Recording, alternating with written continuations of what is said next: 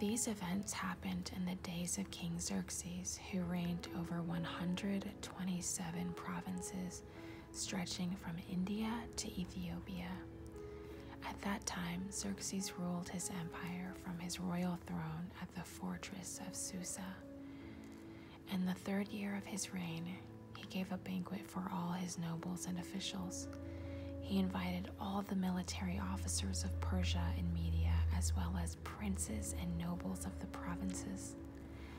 The celebration lasted 180 days, a tremendous display of the opulent wealth of his empire and the pomp and splendor of his majesty.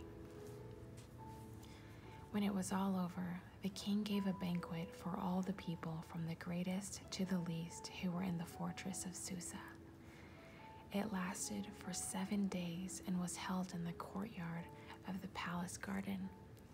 The courtyard was beautifully decorated with white cotton curtains and blue hangings, which were fastened with white linen cords and purple ribbons to silver rings embedded in marble pillars. Gold and silver couches stood on a mosaic pavement of porphyry, marble, mother of pearl, and other costly stones. Drinks were served in gold goblets of many designs, and there was an abundance of royal wine, reflecting the king's generosity. By edict of the king, no limits were placed on the drinking, for the king had instructed all his palace officials to serve each man as much as he wanted. At the same time, Queen Vashti gave a banquet for the women in the royal palace of King Xerxes. On the 7th day of the feast, when King Xerxes was in high spirits because of the wine, he told the 7 eunuchs who attended him to bring Queen Vashti to him with the royal crown on her head. He wanted the nobles and all the other men to gaze on her beauty, for she was a very beautiful woman. But when they conveyed the king's order to Queen Vashti, she refused to come. This made the king furious, and he burned with anger. He immediately consulted with his wise advisors, who knew all the Persian laws and customs, for he asked their advice. They met with the king regularly and held the highest positions in the empire. What must be done to Queen Vashti, the king demanded. What penalty does the law provide for a queen who refuses to obey the king's orders properly sent through his eunuchs? Memucan answered the king and his nobles, Queen Vashti has wronged not only the king, but also every noble and citizen throughout your empire. Women everywhere will begin to despise their husbands when they learn that Queen Vashti has refused to appear before the king. Before this day is out, the wives of all the king's nobles throughout Persia and Media will hear what the queen did and will start treating their husbands the same way. There will be no end to their contempt and anger. So if it please the king, we suggest that you issue a written decree, a law of the Persians and Medes that cannot be revoked. It should order that Queen Vashti be forever banished from the presence of King Xerxes, and that the king should choose another queen more worthy than she. When this decree is published throughout the king's vast empire, husbands everywhere, whatever their rank, will receive proper respect from their wives. The king and his nobles thought this made good sense, so he followed Memucan's counsel. He sent letters to all parts of the empire, to each province in its own script and language, proclaiming that every man should be ruler of his own home and should say whatever he pleases. But after Xerxes' anger had subsided, he began thinking about what Vashti had done and the decree he made. So his personal attendants suggested, let us search the empire to find a beautiful young virgin for the king. Let the king appoint agents in each province to bring these beautiful young women to the royal harem at the fortress of Susa. Haggai, the king's eunuch in charge of the harem, will see that they are all given beauty treatments. After that, the young woman who most pleases the king will be made queen instead of Vashti. This advice was very appealing to the king, so he put the plan into effect. At that time, there was a Jewish man in the fortress of Susa, whose name was Mordechai, son of Jair. He was from the tribe of Benjamin and was a descendant of Kish and Shimei. His family had been among those who, with King Jehoiakim of Judah, had been exiled from Jerusalem to Babylon by King Nebuchadnezzar. This man had a very beautiful and lovely young cousin, Hadassah, who was also called Esther. When her father and mother died, Mordecai adopted her into his family and raised her as his own daughter. As a result of the king's decree, Esther, along with many other young women, was brought to the king's harem at the fortress of Susa and placed in Haggai's care. Haggai was very impressed with Esther and treated her kindly. He quickly ordered a special menu for her and provided her with beauty treatments. He also assigned her 7 maids specially chosen from the king's palace, so he moved her and her maids into the best place in the harem. Esther had not told anyone of her nationality and family background because Mordecai had directed her not to do so. Every day, Mordecai would take a walk near the courtyard of the harem to find out about Esther and what was happening to her. Before each young woman was taken to the king's bed, she was given the prescribed 12 months of beauty treatments, 6 months of oil of myrrh, followed by 6 months with special perfumes and ointments. When it was time for her to go to the king's palace, she was given her choice of whatever clothing or jewelry she wanted to take from the harem. That evening, she was taken to the king's private rooms, and the next morning she was brought to the second harem, where the king's wives lived. There she would be under the care of the king's eunuch in charge of the concubines. She would never go to the king again unless he had especially enjoyed her and requested her by name. Esther was the daughter of Abihail, who was Mordecai's uncle. Mordecai had adopted his younger cousin Esther.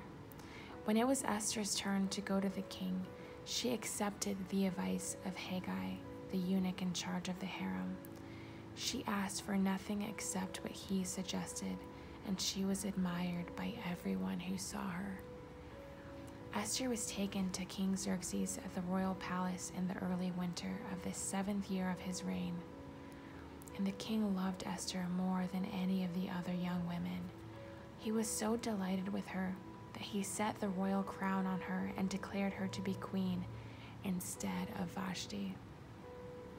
To celebrate the occasion, he gave a great banquet in Esther's honor for all his nobles and officials, declaring a public holiday for the provinces and giving generous gifts to everyone.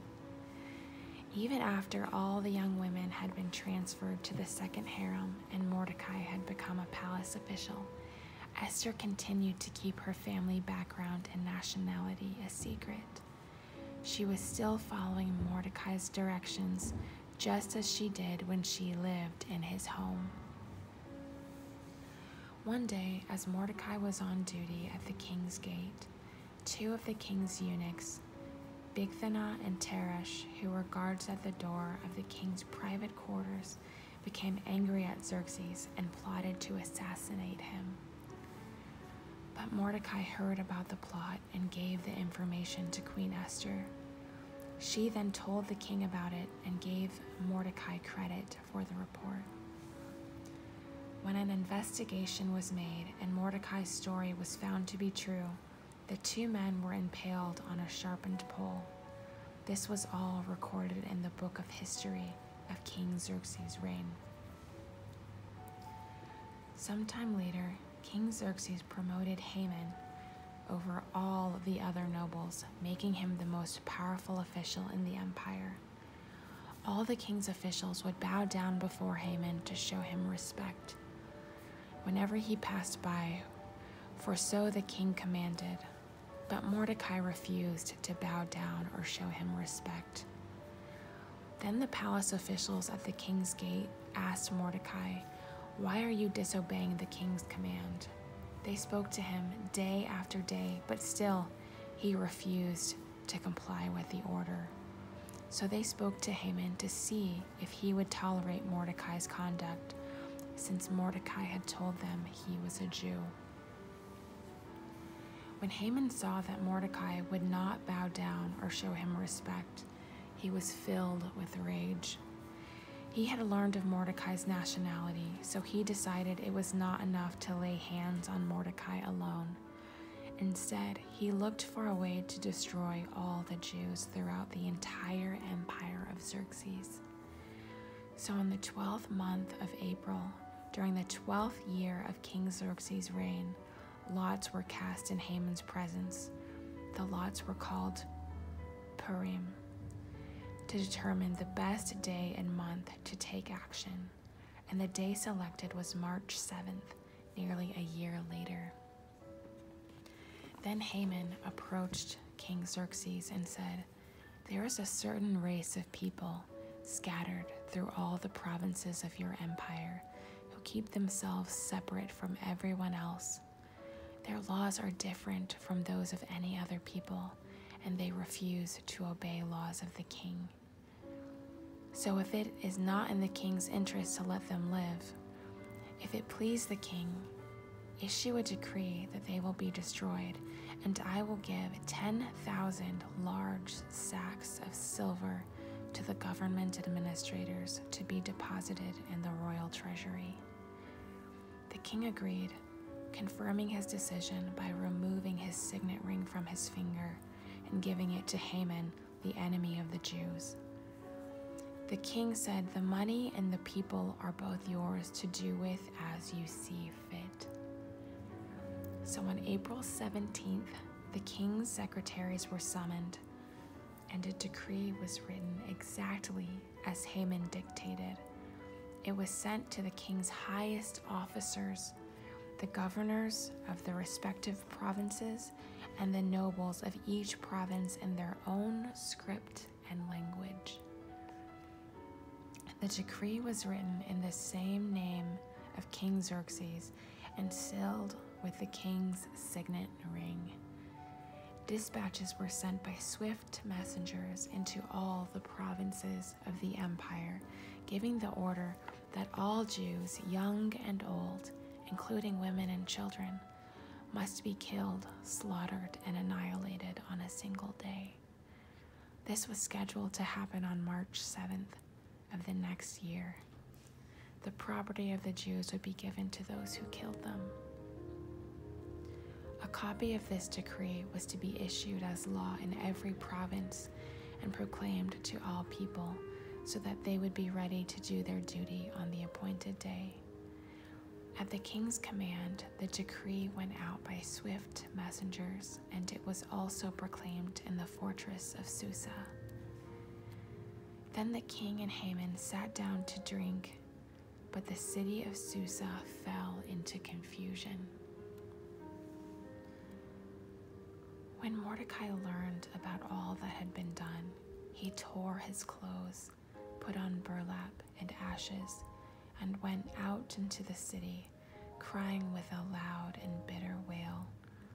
He went as far as the gate of the palace, for no one was allowed to enter the palace while wearing clothes of mourning. And as news of the king's decree reached all the provinces, there was great mourning among the Jews.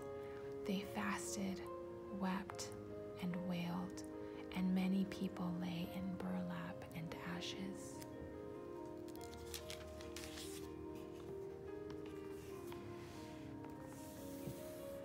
When Queen Esther's maids and eunuchs came and told her about Mordecai, she was deeply distressed. She sent clothing to him to replace the burlap, but he refused it. Then Esther sent for Hathach, one of the king's eunuchs who had been appointed as her attendant. She ordered him to go to Mordecai and find out what was troubling him and why he was in mourning. So Hathach went out to Mordecai in the square in front of the palace gate. Mordecai told him the whole story, including the exact amount of money Haman had promised to pay into the royal treasury for the destruction of the Jews. Mordecai gave Hathach a copy of the decree issued in Susa that called for the death of all the Jews. He asked Hathach to show it to Esther and explain the situation to her. He also asked Hathach to direct her to go to the king to beg for mercy and plead for her people. So Hathach returned to Esther with Mordecai's message. Then Esther told Hathach to go back and relay this message to Mordecai. All the king's officials and even the people in the provinces know that anyone who appears before the king in his inner court without being invited is doomed to die unless the king holds out his gold scepter. And the king has not called for me to come for him for 30 days. So Hathach gave Esther's message to Mordecai. Mordecai sent this reply to Esther. Don't think for a moment that because you are in the palace, you will escape when all other Jews are killed. If you keep quiet at a time like this, deliverance and relief for the Jews will arise from some other place, but you and your relatives will die. Who knows if perhaps you were made queen for just a time as this. In a time of so much uncertainty and injustice, don't think for a moment that because you may be in a place of comfort, that you will escape if you keep quiet at a time like this, because God will come through. God will come through for those who seek justice. But if you keep quiet at a time like this, deliverance and relief for the Jews will arise from some other place. God will come through with deliverance and relief for those who seek justice. But who knows if perhaps you were made queen for just such a time as this. Esther sent this reply to Mordecai. Go and gather together all the Jews of Susa and fast for me. Do not eat or drink for 3 days, night or day. My maids and I will do the same. And then, though it is against the law, I will go in to see the king. If I must die, I must die. So Mordecai went away and did everything as Esther had ordered him. On the 3rd day of the fast, Esther put on her royal robes and entered the inner court of the palace, just across from the king's hall. The king was sitting on his royal throne facing the entrance when he saw Queen Esther standing there in the inner court. He welcomed her and held out the gold scepter to her. So Esther approached and touched the end of the scepter. Then the king asked her, "What do you want, Queen Esther? What is your request? I will give it to you even if it is half the kingdom." And Esther replied, "If it please the king, let the king and Haman come today to a banquet I have prepared for the king." The king turned to his attendants and said, "Tell Haman to come quickly to a banquet as Esther has requested." So the king and Haman went to Esther's banquet. And while they were drinking, the king said to Esther, "Now tell me what you really want. What is your request? I will give it to you even if it is half the kingdom." Esther replied, "This is my request and deepest wish. If I have found favor with the king, and if it pleases the king to grant my request and do what I ask, please come with Haman tomorrow to the banquet I will prepare for you. Then I will explain what this is all about." Haman was a happy man as he left the banquet, but when he saw Mordecai sitting at the palace gate, not standing up or trembling nervously before him, Haman became furious. However, he restrained himself and went home. Then Haman gathered together his friends and Zeresh his wife. He boasted to them about his great wealth and his many children. He bragged about the honors the king had given him and how he had been promoted over all the other nobles and officials. Then Haman added, "And that's not all. Queen Esther invited only me and the king himself to the banquet she prepared for us. And she has invited me to dine with her and the king again tomorrow." Then he added, "But this is all worth nothing as long as I see Mordechai the Jew just sitting there at the palace gate."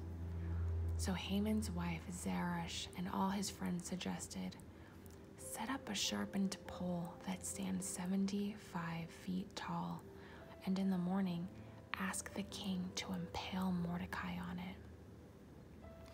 When this is done, you can go on your merry way to the banquet with the king." This pleased Haman, and he ordered the pole set up. That night, the king had trouble sleeping, so he ordered an attendant to bring the book of the history of his reign so it could be read to him. In those records, he discovered an account of how Mordecai had exposed the plot of two of the eunuchs who guarded the doors to the king's private quarters. They had plotted to assassinate King Xerxes. "What reward or recognition did we ever give Mordecai for this?" the king asked. His attendants replied, "Nothing has been done for him."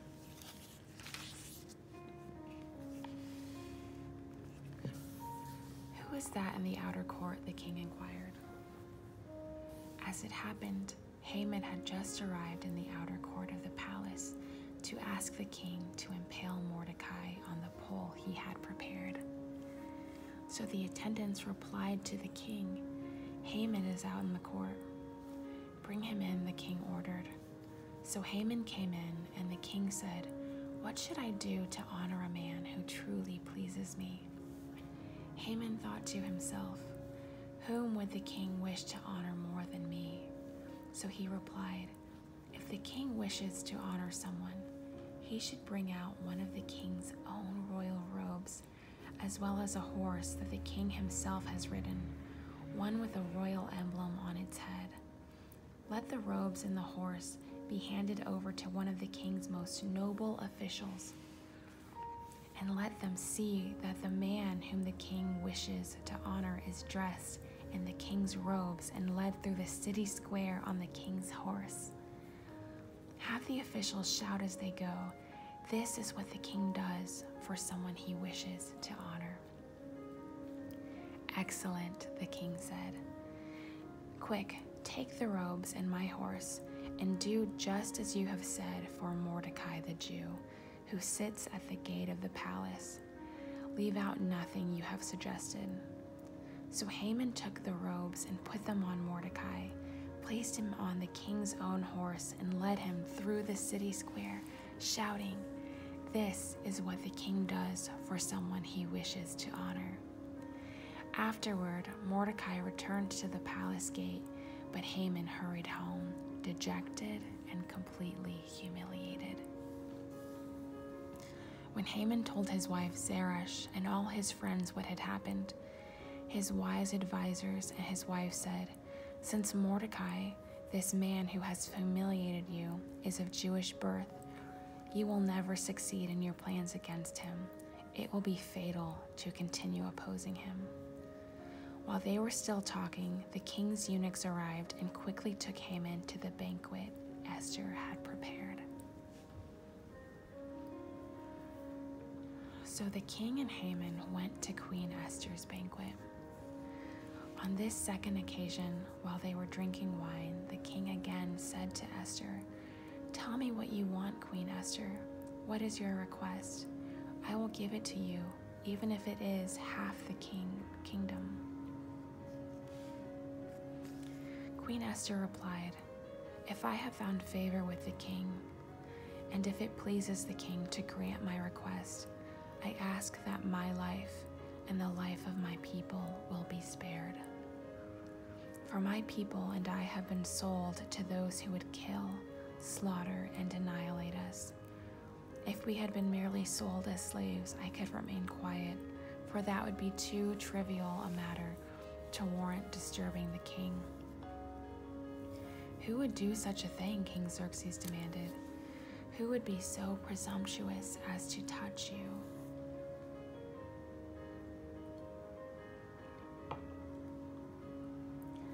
Esther replied, "This wicked Haman is our adversary and our enemy." Haman grew pale with fright before the king and queen. Then the king jumped to his feet in a rage and went out into the palace garden. Haman, however, stayed behind to plead for his life with Queen Esther, for he knew that the king intended to kill him. In despair, he fell on the couch where Queen Esther was reclining, just as the king was returning from the palace garden. The king exclaimed, "Will he even assault the queen right here in the palace before my very eyes?" And as soon as the king spoke, his attendants covered Haman's face, signaling his doom. Then one of the king's eunuchs said, "Haman has set up a sharpened pole that stands 75 feet tall in his own courtyard. He intended to use it to impale Mordechai, the man who saved the king from assassination." "Then impale Haman on it," the king ordered. So they impaled Haman on the pole he had set up for Mordecai, and the king's anger subsided. On that same day, King Xerxes gave the property of Haman, the enemy of the Jews, to Queen Esther. Then Mordecai was brought before the king, for Esther had told the king how they were related. The king took off his signet ring, which he had taken back from Haman, and gave it to Mordecai. And Esther appointed Mordecai to be in charge of Haman's property. Then Esther went again before the king, falling down at his feet and begging him with tears to stop the evil plot devised by Haman against the Jews. Again, the king held out the gold scepter to Esther, so she rose and stood before him. Esther said, "If it please the king, and if I have found favor with him, and if he thinks it is right, and if I am pleasing to him, let there be a decree that reverses the orders of Haman, who ordered that Jews throughout all the king's provinces should be destroyed. For how can I endure to see my people and my family slaughtered and destroyed?" Then King Xerxes said to Queen Esther and Mordecai the Jew, "I have given Esther the property of Haman, and he has been impaled on a pole because he tried to destroy the Jews. Now go ahead and send a message to the Jews in the king's name, telling them whatever you want and seal it with the king's signet ring. But remember that whatever has already been written in the king's name and sealed with his signet ring can never be revoked." So on June 25th, the king's secretaries were summoned, and a decree was written exactly as Mordecai dictated. It was sent to the Jews and to the highest officers, the governors and the nobles of all 127 provinces, stretching from India to Ethiopia. The decree was written in the scripts and languages of all the peoples of the empire, including that of the Jews. The decree was written in the name of King Xerxes and sealed with the king's signet ring. Mordecai sent the dispatches by swift messengers who rode fast horses especially bred for the king's service. The king's decree gave the Jews in every city authority to unite to defend their lives. They were allowed to kill, slaughter, and annihilate anyone of any nationality or province who might attack them or their children and wives, and to take the property of their enemies. The day chosen for this event throughout all the provinces of King Xerxes was March 7th of the next year.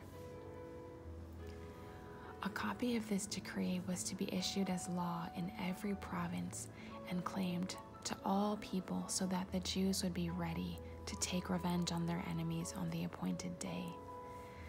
So urged on by the king's command, the messengers rode out swiftly on fast horses bred for the king's service. The same decree was also proclaimed in the fortress of Susa. Then Mordecai left the king's presence, wearing the royal robe of blue and white, the great crown of gold, and an outer cloak of fine linen and purple. And the people of Susa celebrated the new decree. The Jews were filled with joy and gladness and were honored everywhere. In every province and city, wherever the king's decree arrived, the Jews rejoiced and had a great celebration and declared a public festival and holiday. And many of the people of the land became Jews themselves, for they feared what the Jews might do to them. So on March 7th, the two decrees of the king were put into effect. On that day, the enemies of the Jews had hoped to overpower them, but quite the opposite happened, and it was the Jews who overpowered their enemies. The Jews gathered in their cities throughout all the king's provinces to attack anyone who tried to harm them. But no one could make a stand against them, for everyone was afraid of them.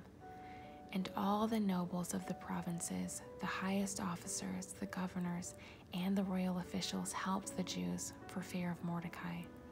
For Mordecai had been promoted in the king's palace, and his fame spread throughout all the provinces as he became more and more powerful. So the Jews went ahead on the appointed day and struck down their enemies with the sword. They killed and annihilated their enemies and did as they pleased with those who hated them. In the fortress of Susa itself, the Jews killed 500 men. They also killed the sons of Haman, the enemy of the Jews, but they did not take any plunder. That very day, when the king was informed of the number of people killed in the fortress of Susa, he called for Queen Esther. He said, "The Jews have killed 500 men in the fortress of Susa alone, as well as Haman's 10 sons. If they have done that here, what has happened in the rest of the provinces? But now, what more do you want? It will be granted to you. Tell me, and I will do it."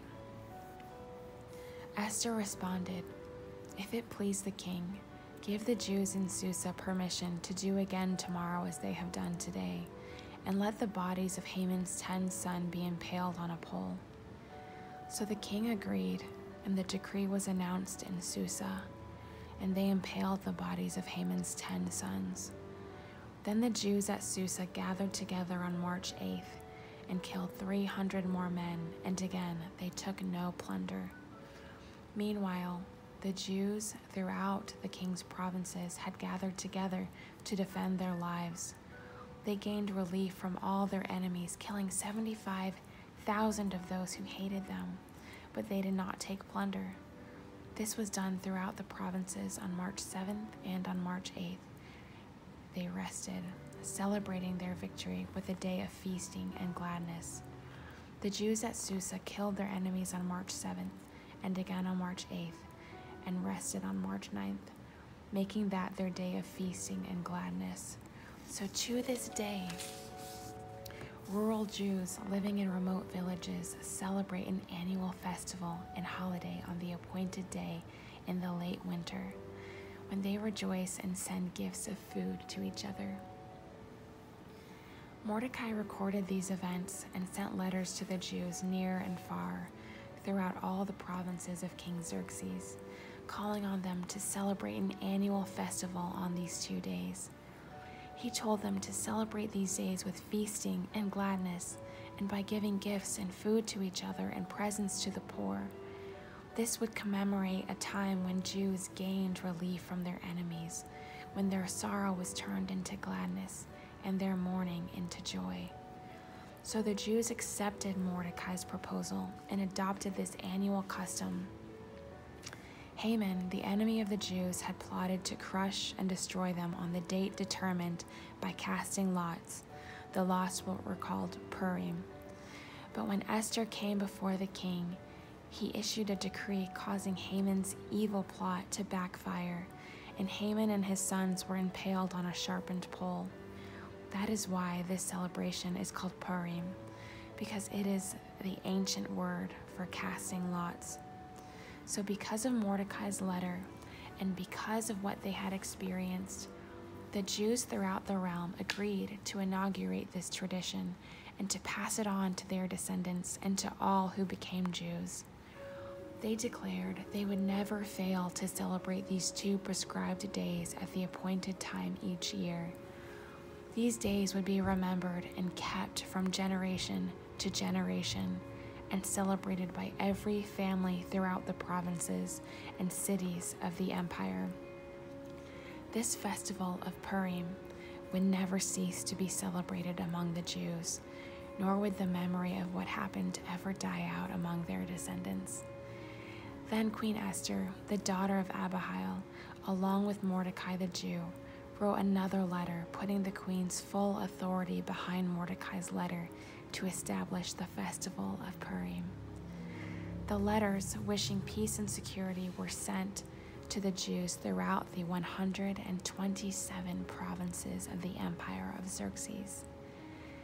These letters established the festival of Purim, an annual celebration of these days at the appointed time decreed by both Mordecai the Jew and Queen Esther. The people decided to observe this festival just as they had decided for themselves and their descendants to establish the times of fasting and mourning. So the command Esther confirmed the practice of Purim, and it was all written down in the records. King Xerxes imposed a tribute throughout his empire, even to the distant coastlands. His great achievements and the full account of the greatness of Mordecai, whom the king had promoted, are recorded in the book of history of the kings of Media and Persia. Mordecai the Jew became the prime minister, with authority next to that of King Xerxes himself. He was very great among the Jews, who held him in high esteem because he continued to work for the good of his people and to speak up for the welfare of all their descendants. But it all began with Esther. Esther was willing to take a stand. Esther was willing to speak up for what was right. She was willing to go before the king, even at great cost to herself and her safety. With Mordecai's words of encouragement, he said, "Don't think for a moment that you will escape because you're in the palace. Don't keep quiet at a time like this, for deliverance and relief for the Jews will arise from some other place. But you and your relatives will die. But who knows if perhaps you are made queen for just such a time as this. Perhaps you have been appointed. Perhaps you have been strategically positioned where you are for such a time as this." God bless. Be sure to subscribe if you enjoyed this video. Bye.